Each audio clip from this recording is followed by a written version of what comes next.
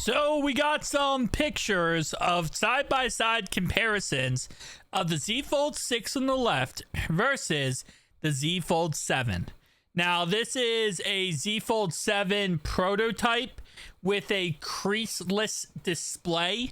So a display that has no crease down the middle.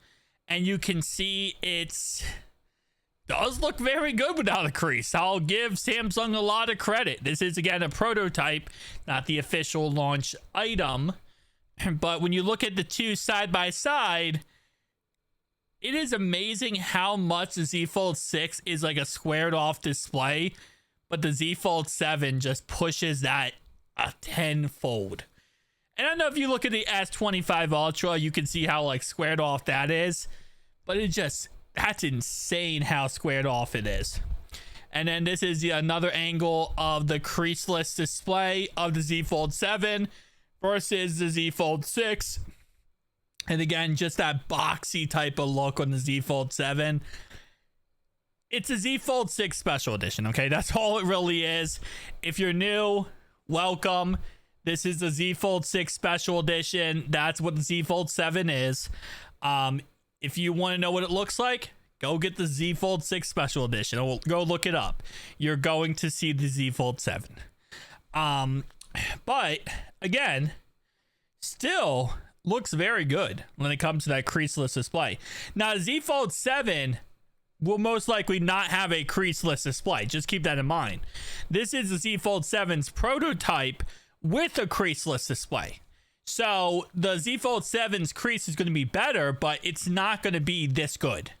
This is a prototype that is created for the simple purpose of having a creaseless display.